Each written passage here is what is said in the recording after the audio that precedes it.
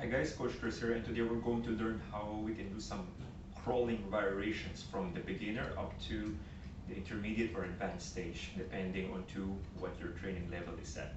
So advantages of the crawling pattern is allows you to move contralaterally, or in other words, opposite sides moving at the same time. It allows as well for it to establish a good solid base of ground-based strength, okay, which most of us do lack nowadays due to a lot of sitting position. Let's go in first to the easiest variation, which is what I call the baby crawl. Only a couple of things to keep in mind when doing crawls is that our head should always stay high, or at least for the baby crawls in the next crawling variations. Okay, so we'll start by here getting to our quadruped position. So we can have our hands underneath our shoulders, knees would be underneath our hips. If you do find that your wrists are getting sore, okay, you might need to work with a few wrist mobility. If you need any help on that one, just let me know. Otherwise, if you can place more load around your hips, that would be quite good. It would lessen the stress around your wrist. So once you rock back a bit, you may have your toes either this way or this way, whichever works for you the best. And all that we're trying to do is just slowly move opposite sides. So you can see this hand, my right, is going to move together with my left leg.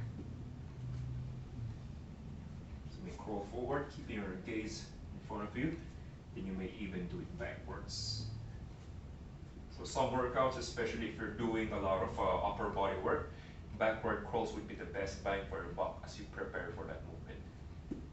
Okay, so this is the baby crawls.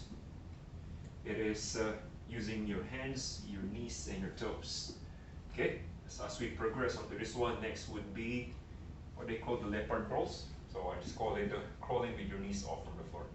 But everything stays the same, head stays looking over the horizon.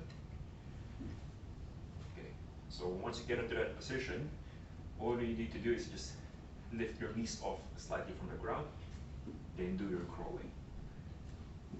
Opposite sides move at the same time, crawling backwards. Try to have the landing of your hand and your opposite toes at the same time. Doing this one, you don't need to rush it. A slower is better. And you're constantly pushing the floor away. Not this way.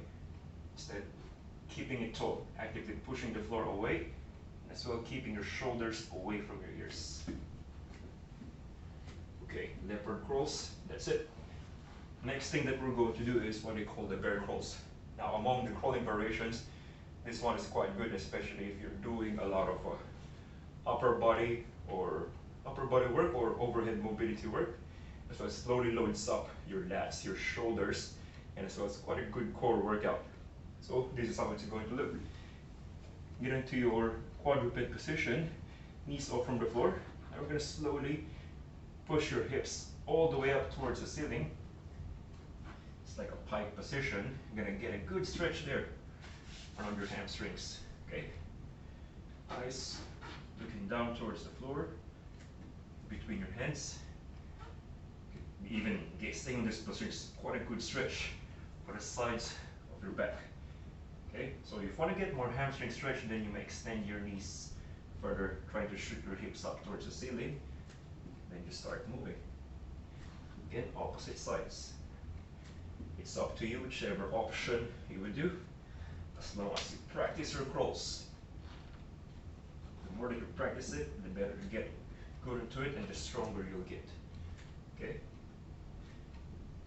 Awesome. Another thing that I can observe now is that whenever I do these bear crawls, is that the stress on my wrist isn't as much as compared to the leopard crawls. Okay? So always check which crawling variation is a good entry point for you, then work out from there. Okay? So there you have it, different crawling variations. Give this a try, then let me know what you think.